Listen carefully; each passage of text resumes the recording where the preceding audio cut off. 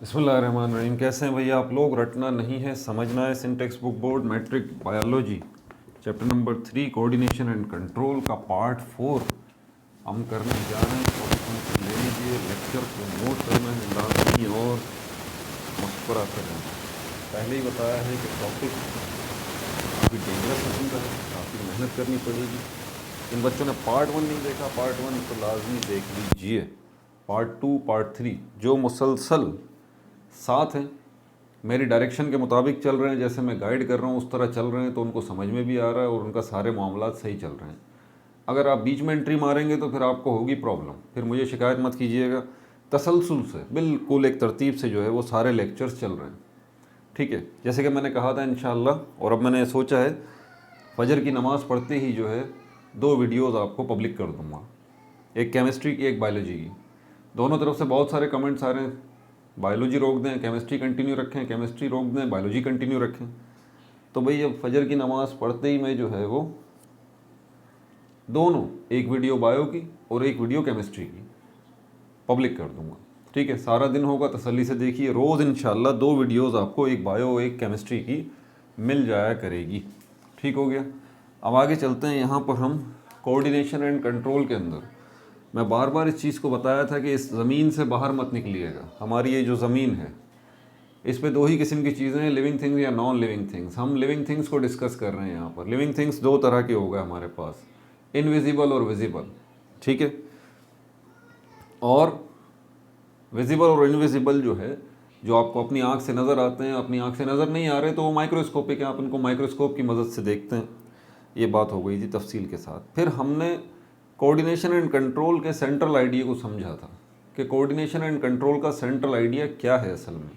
वो 2 वर्ड हैं, मैंने पहले ही बताया था, क्योंकि रिपीट करना बहुत ज़रूरी है ताकि आपके जहन में आप उस ट्रैक से भटके नहीं, वरना गुम हो जाएंगे इस टॉपिक के अंदर। चेंज कहाँ चेंज हो रहा है? एनवायरनमेंट में। कौन से एनवायरनमेंट में? 2 किस्म के एनवायरनमेंट है, external environment, internal environment. Living body के बाहर का जो एनवायरनमेंट है और लिविंग बॉडी के अंदर का जो एनवायरनमेंट है, इन दोनों एनवायरनमेंट में किसी भी सूरत में चेंज होता है, चेंज आ जाता है, तो उसके नतीजे में क्या होगा? लिविंग बॉडी जो है वो कोई ना कोई एक्शन करेगी। ये जो एक्शन है ये इसका रेस्पॉन्स है, और ये जो चेंज जो हो रहा है ये स्टिम्यूलस है। इन 2 वर्ड्स के गिर्द सारा सेंट्रल आइडिया है इस कोऑर्डिनेशन एंड कंट्रोल का। उसके बाद फिर मैंने जो आपको लेके चला, मैंने दूसरे ऑर्गेनिजम्स को नहीं छेड़ा, माइक्रो ऑर्गेनिजम्स की तरफ नहीं गया, बैक्टीरिया की तरफ नहीं गया, प्रोकैरियोट्स की तरफ नहीं गया, प्रोटोजोआ की तरफ नहीं गया, एल्गी की तरफ नहीं गया, फंजाई की तरफ नहीं गया। मैं डायरेक्ट आपको इंसानों की तरफ ले गया था कि ये बड़ी अच्छी केस स्टडी है कि हमारा जो कोऑर्डिनेशन एंड कंट्रोल सिस्टम है, यानी कि आसान लफ्ज़ों में नर्वस सिस्टम है, ह्यूमन नर्वस सिस्टम, उसको बेस बना के, ह्यूमन नर्वस सिस्टम तो आगे आएगा, लेकिन इसको बेस बना के मैंने आपको सारी ये चीज़ें समझाई थी कि किस तरह से कोऑर्डिनेशन एंड कंट्रोल जो है वो चल रहा है। क्या बताया था कि लिविंग बॉडी, ह्यूमन बॉडी पूरी की पूरी बनी किससे है? ऑर्गन सिस्टम्स से।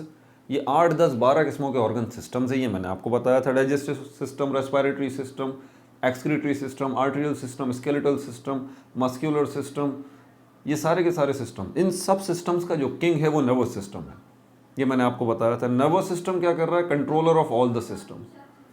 आगे फिर वो ऑर्गन सिस्टम आगे किससे मिलके बने हुए? टिश्यूज से मिलके बने हुए हैं। तो नर्वस सिस्टम सारे सिस्टम्स को कंट्रोल करता है। आगे फिर सिस्टम्स जो हैं, ऑर्गन सिस्टम्स अपने ऑर्गन्स को कंट्रोल करते हैं। हर ऑर्गन के अंदर जो टिश्यूज़ हैं वो फिर हर ऑर्गन जो है अपने टिश्यूज़ को कंट्रोल करता है, और हर टिश्यू जो है वो आगे फिर सेल्स से मिलके बना होता है। हर टिश्यू जो है अपने सेल्स को कंट्रोल करता है, और हर सेल जो है वो किसको कंट्रोल करता है? जो सेल का किंग है, यानी कि न्यूक्लियस, और न्यूक्लियस में डीएनए, ये सब को, पूरी सेल की एक्टिविटीज़ को कंट्रोल कर रहा है। तो इस तरह से चेन ऑफ कमांड ऊपर से चलती भी आ रही है पूरी की पूरी। ये ऑर्डर जो ऊपर से निकलता है वो फाइनली जाके सेल्स पे ख़त्म होता है। ये ऑर्डर कहाँ से निकल रहा है? नर्वस सिस्टम से निकल रहा है इंसानों के अंदर। और नर्वस सिस्टम में कौन ये ऑर्डर पास कर रहा है? ये ब्रेन, ये किंग है आपकी बॉडी का। इसका ऑर्डर निकलता है और ये आगे चला जाता है ऑर्गन सिस्टम्स में, फिर ऑर्गन्स में, ऑर्गन से टिश्यूज़ में, टिश्यूज़ में फाइनली सेल्स में, सेल्स में फाइनली न्यूक्लियस में, और न्यूक्लियस में फाइनली डीएनए के पास। क्योंकि डीएनए जो है वो काम करवाने वाला है। सेल की सारी एक्टिविटीज़ जो हैं आपकी, वो सब डीएनए कंट्रोल करता है। और डीएनए को कौन कंट्रोल करता है? आपका ब्रेन करता है। बात समझ आ रही है? अब ज़रा यहाँ पर हमने इसी सिलसिले में दो चीज़ें देखी थी। ये कंट्रोल जो आपका नर्वस सिस्टम कर रहा है, ये किससे कर रहा है? ये फिर हमने देखा था ये कर रहा है दो तरह से, क्योंकि लिविंग बॉडीज़ की मैं इंसानों की मिसाल ली है, तो इंसानों में दोनों मौजूद हैं। नर्वस कोऑर्डिनेशन भी मौजूद है और केमिकल कोऑर्डिनेशन भी मौजूद है। यानी कि कंट्रोल जो आपका ब्रेन कर रहा है आपकी पूरी बॉडी को, वो हार्मोन्स के ज़रिए भी कर रहा है, केमिकल्स के ज़रिए भी कर रहा है, और स्पेशल सेल्स जिनको न्यूरॉन्स कहते हैं, जिस पे आगे वीडियो बनाऊंगा तफसीली, उनके ज़रिए भी कर रहा है। अगर न्यूरॉन्स के ज़रिए ब्रेन जो है वो कंट्रोल कर रहा है, कोऑर्डिनेट कर रहा है, तो ये नर्वस कोऑर्डिनेशन कहलाती है। और अगर आपका ब्रेन जो है वो हार्मोन्स की मदद से, इन केमिकल्स की मदद से आपकी बॉडी के एक्शंस को कंट्रोल कर रहा है, सिस्टम्स को कंट्रोल कर रहा है, तो ये केमिकल कोऑर्डिनेशन कहलाती है। समझ में आ गई बात? ये तफसीली बात हम पिछली वीडियोज़ में कर चुके हैं। इस छोटी सी वीडियो के अंदर हम आगे चलेंगे। किस चीज़ को देखना है, ये सारा हो गया। अब आपको क्लियर हो गया कि पिछली वीडियोस में क्या क्या होता रहा है। अब ज़रा इंसानों से हट के भी हम चलें दूसरी तरफ कि ये हमारे पास जो कोऑर्डिनेशन सिस्टम है, coordination and control in lower organisms, ये मत भूलिएगा कि इंसानों की बात नहीं कर रहा अब मैं लोअर ऑर्गेनिजम्स की बात कर रहा हूँ। लोअर ऑर्गेनिजम्स में प्रोकैरियोट्स आ जाएंगे, प्रोटोजोआ आ जाएंगे, और क्या आ जाएंगे आपके जो है वो प्लांट्स आ जाएंगे। जी, प्लांट्स भी इसमें आ जाएंगे, और जो है इसमें एल्गी भी आ जाएगी, और इसमें फंजाई भी आ जाएगी। अब ज़रा इनको देख लें, क्या इनमें कोऑर्डिनेशन एंड कंट्रोल नहीं होगा? ऐसा तो नहीं हो सकता। देखें, ये नेचुरल फिनोमेना है कि हर जगह पे, हर ऑर्गेनाइजेशन में जहाँ पर एक जगह पे चीज़ें इकट्ठी होती हैं, या लोग इकट्ठे होते हैं, या जानवर इकट्ठे होते हैं, कुछ भी होते हैं, वहाँ पर एक किंग तो ज़रूर होता है, और वही कंट्रोलर होता है। कंट्रोलर एक ही होता है, कंट्रोलर दो नहीं हो सकते। ये बात आप याद रखें। किसी भी जगह में, किसी भी इदारे में, किसी भी फैमिली में, किसी भी घर में एक ही कंट्रोलर होगा। स्कूल को ले लें तो प्रिंसिपल है, घर को ले लें तो अब्बू हैं, और इसी तरह दूसरे फर्म्स या ऑर्गेनाइजेशन में बॉस है। ये हर जगह पे जो चीज़ है, क्योंकि एक ही किंग होता है और वही सारे सिस्टम को चला रहा होता है। इसी से हमें अल्लाह ताला की वहदानियत का भी यकीन होता है कि हमें आम जिंदगी में भी वहदानियत नज़र आती है। यूनिटी, वन, अल्लाह भी एक है, दो नहीं हो सकते माज़अल्लाह, अल्लाह एक ही है। और इसीलिए दुनिया के कायनात सारा सिस्टम जो है वो बेहतरीन चल भी रहा है। समझ में आ रही बात? This is unity. प्रोकैरियोट्स जितने भी ऑर्गेनिजम्स हैं, प्रोटोजोआ हैं, प्लांट्स हैं, एल्गी हैं, फंजाई हैं, इनकी बॉडी का निज़ाम भी चलाने का कोई ना कोई कंट्रोलर तो होगा ही। अब यहाँ पर ब्रेन तो नहीं है इनके पास, किसी के पास भी ब्रेन नहीं है। ब्रेन तो हमारे पास है, और हायर एनिमल्स जो हैं उनके पास ब्रेन है। तो इनके पास क्या होगा, सोचने की बात है। लिविंग बॉडीज़ कोई सी भी हो, ये मत भूलिएगा कि लिविंग बॉडीज़ बनती सेल्स से ही हैं, सारी की सारी। ये भी सब सेल्स से मिलके बने हुए हैं। इनमें से कुछ यूनिसेलुलर हैं, कुछ मल्टी सेलुलर हैं, लेकिन फाइनली बने ये सेल्स से ही हैं। हमारा ब्रेन जो है, अगर हम कहते हैं कि हमारा ब्रेन सारी बॉडी की एक्टिविटीज़ को कंट्रोल कर रहा है, तो हमारा ब्रेन भी तो सेल्स से ही मिलके बना है। सोचने की बात है। लेकिन यहाँ पर जो है कुछ स्पेशल सेल्स हैं जो कि ये काम करते हैं। स्पेशल सेल्स, इनको सीक्रेटरी सेल्स कहते हैं। सीक्रेटरी सेल्स ये काम करते हैं, ठीक है। एक सेक्रेटरी होता है, ठीक है, ये सीक्रेटरी है। सीक्रेटरी का मतलब होता है जो सीक्रेट करते हैं, जो सीक्रेट करते हैं। क्या सीक्रेट करते हैं? सीक्रेट का मतलब होता है खारिज करना, रिलीज़ करना। खारिज करना या रिलीज़ करना। किस चीज़ को ये सीक्रेट कर रहे होते हैं, किस चीज़ को रिलीज़ कर रहे होते हैं? ये हार्मोन्स को रिलीज़ कर रहे होते हैं। ये हार्मोन्स को रिलीज़ कर रहे होते हैं। तो ये जो हार्मोन्स को रिलीज़ करते हैं, ये prokaryotes, protozoa, plants, algae, fungi, इनके अंदर एक ख़ास तबका, एक ख़ास किस्म के सेल्स, सीक्रेटरी सेल्स, जब हार्मोन्स को रिलीज़ करते हैं, तो वो हार्मोन्स जाके फिर क्या करते हैं? काम लेते हैं, काम करवाते हैं। समझ में आ गई? कौन सा काम हो सकता है? अब सोचने की बात है। प्रोकैरियोट्स है, प्रोटोजोआ, प्लांट्स, एल्गी, फंजाई, इनमें कौन सा काम होगा? इससे तो आप समझ गए होंगे कि ये अगर सीक्रेटरी सेल्स हैं और हार्मोन्स जो हैं इनके ज़रिए इनकी पूरी बॉडी का निज़ाम कंट्रोल में आ रहा है, तो यकीनन ये कौन सी कोऑर्डिनेशन है, नर्वस कोऑर्डिनेशन या केमिकल कोऑर्डिनेशन? केमिकल कोऑर्डिनेशन, ये मत भूलिएगा। तो ये केमिकल कोऑर्डिनेशन इसमें हमें नज़र आती है, नर्वस कोऑर्डिनेशन नहीं है इन सब के अंदर। इसमें हमारे पास टच मी नॉट एक एग्जाम्पल है, छुई मुई का पौधा जिसको उर्दू में कहते हैं, और भी कई नाम है, और सनफ्लावर भी है, उनको भी डिस्कस करते हैं, लेकिन पहले इनको देख लें। तो हार्मोन्स के ज़रिए, लेकिन बात यह है कि हार्मोन्स के ज़रिए सिक्रेटरी सेल्स जो हैं वो सिक्रेट कर रहे हैं, खारिज कर रहे हैं, रिलीज़ कर रहे हैं इन हार्मोन्स को, ये केमिकल्स हैं, ये जाएंगे और ये काम लेंगे जो ये सिक्रेटरी सेल्स चाहते हैं, जो ये चाहते हैं, क्योंकि किंग तो ये है ना। अभी जैसे हमारी बॉडी के अंदर ब्रेन किंग है, इसी तरह इनकी बॉडीज़ के अंदर ये सिक्रेटरी सेल्स किंग है। तो इन्होंने काम लेना है, कौन सा काम लेना है, किन से काम लेना है? इनकी पूरी बॉडी से। अब हमें काम की नोयत को ज़रा समझना पड़ेगा कि इनमें कौन कौन से काम आखिर हो रहे हैं लोअर ऑर्गेनिजम्स के अंदर। एक्शंस कौन कौन से हैं इनके, एक्शंस लोअर ऑर्गेनिजम्स के। एक्शन से फ़ौरन हमारे जहन में क्या बात आती है? उछलना, कूदना, भागना, दौड़ना, खाना पीना? नहीं भाई, ये हायर एनिमल्स की पहचान है। जब हम प्रोकैरियोट्स की बात करते हैं, लोअर एनिमल्स, इंसेक्ट्स वगैरह की बात करते हैं, लोअर एनिमल्स में इंसेक्ट्स को ले लें आप, हायर एनिमल्स नहीं, जो वर्टिब्रेट्स हैं उनकी बात नहीं कर रहा, इनवर्टिब्रेट्स जिनकी रीढ़ की हड्डी नहीं होती, जिनकी बैकबोन नहीं होती, उनकी बात कर रहा हूँ, प्लांट्स की बात कर रहा हूँ। इनके अंदर जो एक्शंस होते हैं वो बड़े लिमिटेड होते हैं, थोड़े से होते हैं। मिसाल के तौर पर ग्रोथ, इनकी ग्रोथ हो रही होती ना, इनका साइज बड़ा हो रहा होता है। इनमें रिप्रोडक्शन का भी प्रोसेस होता है, इनकी ग्रोथ हो रही होती है, इनमें रिप्रोडक्शन का प्रोसेस हो रहा होता है। और कौन कौन से प्रोसेस होते हैं? बहुत सारे प्रोसेस होते हैं इनके अंदर जो है। नोट्स बनाए हुए भी हैं मैंने, साथ साथ इनको भी एक एक नज़र देख लूँ भाई। अब आइंस्टाइन थोड़ी ना हो कि सब कुछ मुझे याद रहेगा, जितना याद था उतना बता दिया। बहरहाल और क्या क्या है, प्रोटोजोआ ये भी हो गए। अच्छा, मूवमेंट इनकी, मेटाबॉलिज्म, रिप्रोडक्शन, मूवमेंट, थोड़ी थोड़ी सी जो इनकी हरकत होती है, मेटाबॉलिज्म, इनके अंदर जो केमिकल रिएक्शन हो रहे होते हैं, मेटाबॉलिज्म, जो केमिकल रिएक्शंस इनकी बॉडी में हो रहे होते हैं। केमिकल रिएक्शंस नहीं हो सकते इनकी बॉडी में, रिप्रोडक्शन, ये अपनी नस्ल नहीं बढ़ा सकते, रिप्रोडक्शन का जो प्रोसेस है, ग्रोथ, इनकी बॉडी का साइज बढ़ नहीं सकता, मूवमेंट और ग्रोथ की वजह से हल्की हल्की इनकी जो मूवमेंट होती है वो भी नहीं हो सकती। ये इनके एक्शंस हैं। कब नहीं होगी? जब ऑर्डर नहीं मिलेगा। ऑर्डर किसकी तरफ से नहीं मिलेगा? इन सीक्रेटरी सेल्स की तरफ से नहीं मिलेगा। किस शक्ल में नहीं मिलेगा? कौन लेके जाएगा ये ऑर्डर? ये हार्मोन्स लेके जाएंगे, क्योंकि इनका काम ही है। अब हर काम का अलग अलग हार्मोन है। ग्रोथ हार्मोन्स अलग हैं, रिप्रोडक्शन के हार्मोन्स अलग हैं, मूवमेंट के हार्मोन्स अलग हैं, मेटाबॉलिज्म के हार्मोन्स अलग हैं। प्लांट्स में, एल्गी में, फंजाई में, प्रोकैरियोट्स में हर वक्त ये सीक्रेटरी सेल्स जो मुख्तलिफ़ किस्मों के हैं, इनके मुख्तलिफ काम हैं। सिक्रेटरी सेल मूवमेंट का अलग है, सिक्रेटरी सेल ग्रोथ का अलग है, सिक्रेटरी सेल रिप्रोडक्शन का अलग है, मेटाबॉलिज्म का अलग है। बात समझ में आ रही है आपको? तो लोअर ऑर्गेनिजम्स के अंदर एक्शन को अगर देखें तो एक्शंस इनके यही हैं, यही इनकी ज़िंदगी की हरकत है।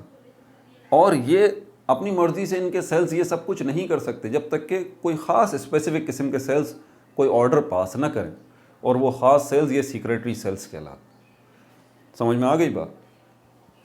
अब आगे चलते हैं, यहाँ तक तो बात समझ में आ गई। और कोई ख़ास बात है इसके अंदर बताने वाली? ये भी हो गया। अब ये ज़रा दो एग्जाम्पल है हमारे पास। एक तो टच मी नॉट वाली एग्जाम्पल है, मेमोसा प्यूडिका, इसका जो है वो बॉटनिकल नेम है, क्योंकि प्लांट है ये। टच मी नॉट, इसको उर्दू में छुई मुई का पौधा कहते हैं। आप इसको टच करेंगे तो इसके लीव्स जो हैं वो बंद हो जाते हैं। सुना है ना आपने? लीव्स इसके बंद हो जाते हैं। टच मी नॉट, ये क्या है? ये प्लांट। क्या प्रोसेस है इसका? इसके लीव्स जो हैं उनको अगर आप क्या करते हैं, टच करते हैं, तो लीव्स क्या हो जाएंगे? एनक्लोज, एनक्लोज, बंद हो जाएंगे। यूट्यूब पे देख लीजिए, गूगल कर लें, आपको इसकी छोटी छोटी सी वीडियोस नज़र आ जाएंगी। ठीक है, यूँ खुले हुए होते हैं इसके लीव्स और ऐसे यूँ बंद हो जाते हैं। जैसे ही आप इसको टच करते हैं ये बंद हो जाते हैं। अब ये जो एनक्लोज हो रहे हैं, एनक्लोजर ऑफ लीव्स, इसके लीवलेट्स का बंद होना, ये क्या है? ये एक्शन नहीं है क्या? इसका एक्शन है ना।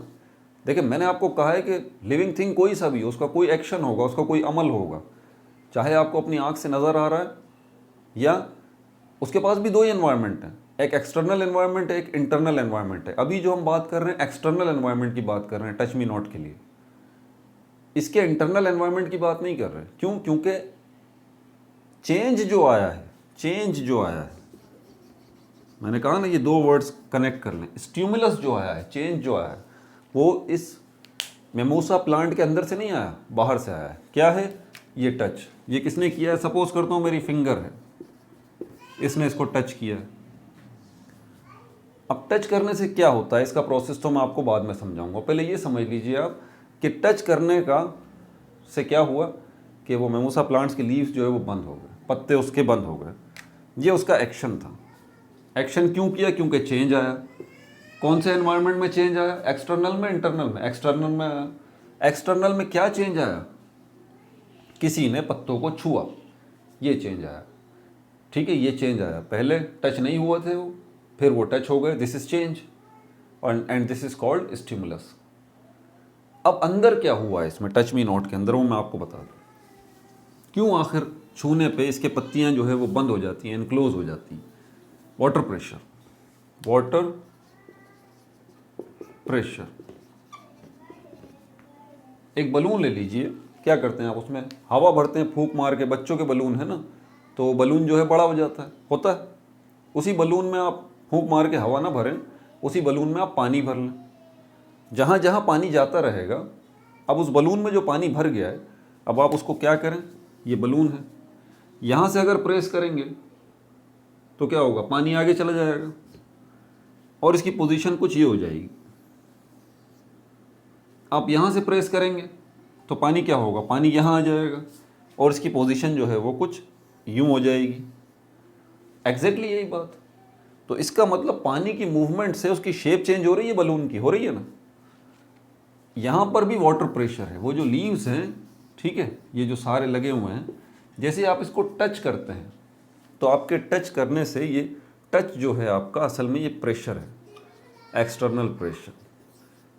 ये टच जो है आपका ये क्या है, ये प्रेशर है, एक्सटर्नल प्रेशर। ये फोर्स लगाई है आपने, ये जो आपने टच किया है, तो इसका असर किसके ऊपर पड़ा, इन लीव्स के अंदर? किसके ऊपर? पानी के ऊपर। जो जैसा मैंने यहाँ किया था, यहाँ से छुआ था ना इस बलून को, पानी आगे चला गया था। एग्जैक्टली जैसे ही आपने इसको टच किया यहाँ पर, तो यहाँ पर मौजूद जो पानी है वो आगे वाले वाटर मॉलिक्यूल को धक्का देगा, पुश होगा। यहाँ से आपने हल्का सा पुश किया, ये फुल भरा हुआ है पानी से लीफ, यहाँ से आपने हल्का सा पुश किया, यहाँ से वाटर का मॉलिक्यूल ने बराबर वाले वाटर के मॉलिक्यूल को धक्का दिया, उस वाले वाटर मॉलिक्यूल ने अगले वाटर मॉलिक्यूल को धक्का दिया, आगे वाले मॉलिक्यूल ने चौथे वाले मॉलिक्यूल को धक्का दिया। इस तरह यहाँ से लेके सब एक दूसरे को धक्का देते हुए पूरी ब्रांच के ऊपर यहाँ से यहाँ तक ये धक्का चलता रहा, चलता रहा, चलता रहा। और इसके नतीजे में क्या हुआ, उसकी पत्तियाँ बंद होती रही, बंद होती रही, बंद होती रही। This is called touch me not response. समझ में आ गई बात? तो ये प्रेशर था, और इसमें और क्या तफसीलें अभी मैं आपको बता देता हूँ, और जो मैंने निकाली हैं। इसका मैं आपको जो है वो टच मी नॉट का जो है वो बॉटनिकल नेम भी बता देता हूँ, वो लिख देता हूँ। प्रोसेस मैंने अभी आपको समझा दिया कि असल में ये पत्तियाँ इसकी बंद क्यों हो जाती हैं, बलून की एग्जाम्पल देके। टच मी नॉट तो कॉमन नेम है, बायोलॉजिकल नेम या बॉटनिकल नेम है इसका मेमूसा, मेमूसा प्यूडिका, मेमूसा प्यूडिका। इसके अलावा लैटिन, ये लैटिन नेम है, और इसका मतलब होता है शाय, बेशफुल। कई नाम हैं इसके, स्लीपिंग प्लांट, शाय प्लांट, बेशफुल प्लांट, ठीक है, बहुत सारे नाम हैं, यहाँ मैंने नोट किए हुए भी हैं। मैं देखूँ कोई पॉइंट रह तो नहीं गया।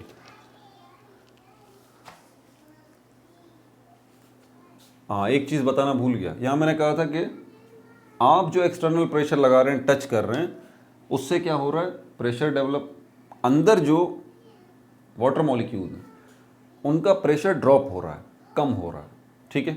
थोड़ी सी एक चीज़ बताना रह गई थी, अभी मैंने देखी तो मुझे याद आ गई कि जैसे ही आप टच करते हैं,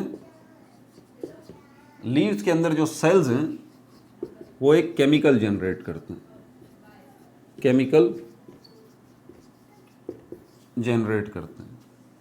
ये केमिकल है बेसिकली, जो कि उन मॉलिक्यूल्स को पुश करता है। समझ आ गई बात? ये हिस्सा थोड़ा सा रह गया था, ठीक है। अब आगे चलते हैं, इसका मैंने नाम भी बता दिया। सनफ्लावर की तरफ चलते हैं। सनफ्लावर की क्या क्वालिटी है? सनफ्लावर, इसमें स्टिमुलस जो है वो इंटरनल है या एक्सटर्नल है? इंटरनल भी स्टिमुलस होगा और एक्सटर्नल भी स्टिमुलस होगा। भाई स्टिमुलस मतलब चेंज है ना, तो चेंज तो बाहर के एनवायरनमेंट में भी आ सकता है और इस सनफ्लावर की बॉडी के अंदर के एनवायरनमेंट में भी चेंज आ सकता है। दोनों जगह पे चेंज आ सकता है। हम ही एक्सटर्नल चेंज की बात कर रहे हैं अभी, एक्सटर्नल चेंज की, यानी कि एक्सटर्नल स्टिमुलस की। एक्सटर्नल स्टिमुलस ये क्या है? Movement of sun, movement of sun. ये जो सनफ्लावर है, सनफ्लावर ये फूल है येलो कलर का ब्यूटीफुल सा। जहाँ सन की डायरेक्शन होती है वहाँ इसका फेस हो जाता है। सन ऐसे घूमता रहेगा, इसका फेस भी ऐसे घूमता रहेगा। सन ईस्ट से राइज होता है, ये ईस्ट पे पहले ही खड़ा हुआ होता है। कौन? सनफ्लावर। इसीलिए तो इसको सनफ्लावर कहा जाता है। तो जैसे जैसे सूरज निकलेगा ऐसे ऐसे ये घूम के उसकी साइड पर आ जाएगा, अपना फेस जो है बिल्कुल सूरज की तरफ कर लेगा, सन की तरफ। अब सन ईस्ट से आगे मूव करता रहेगा, ईस्ट से वेस्ट की तरफ जाएगा, ये भी अपना फेस सारा दिन स्लो स्लो स्लो जो है वो करके ले आएगा। तो इसकी जो मूवमेंट हो रही है, सनफ्लावर की ये जो मूवमेंट हो रही है, ये एक्शन है ना इसका।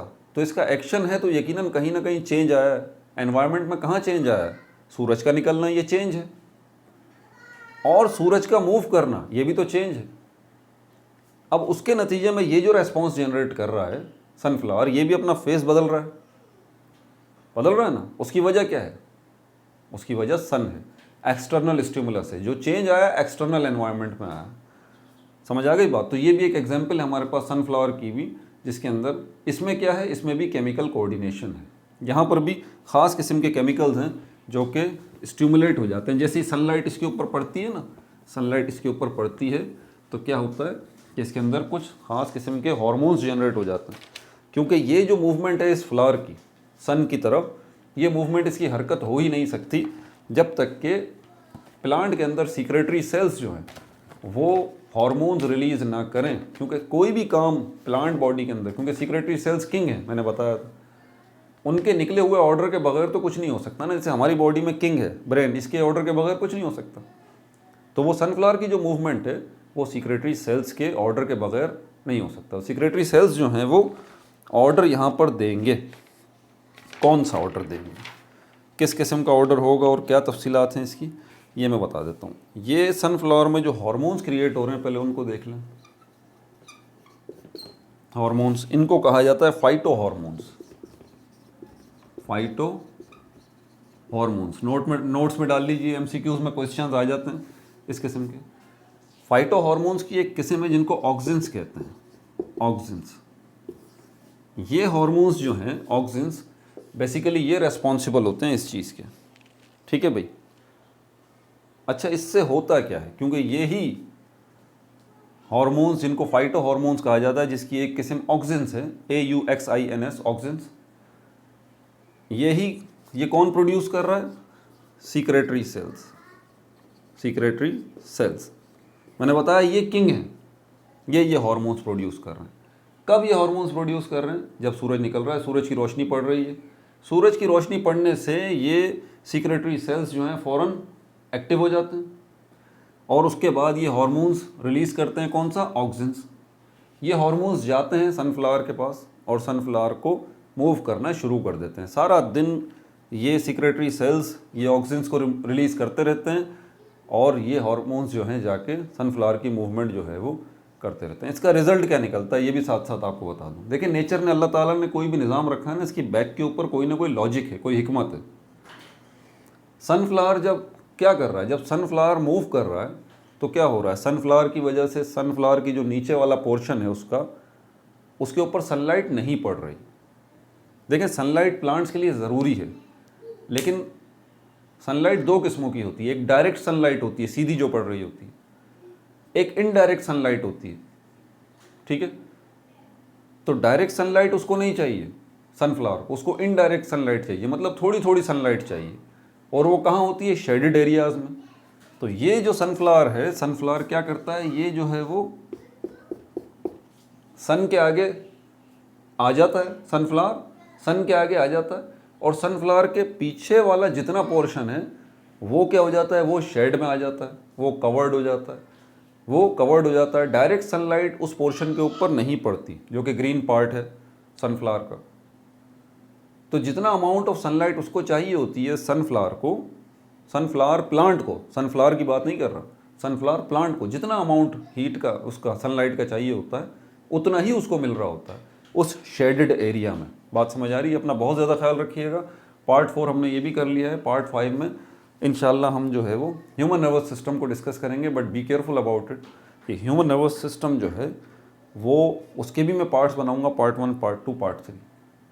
तो उस पर आपको थोड़ी सी कुछ चीज़ें जो कि याद करनी पड़ेंगी। बहरहाल जब वो वीडियो बनाऊंगा तब बता दूंगा। अपना बहुत ज़्यादा ख्याल रखिएगा। No like no subscribe, only share.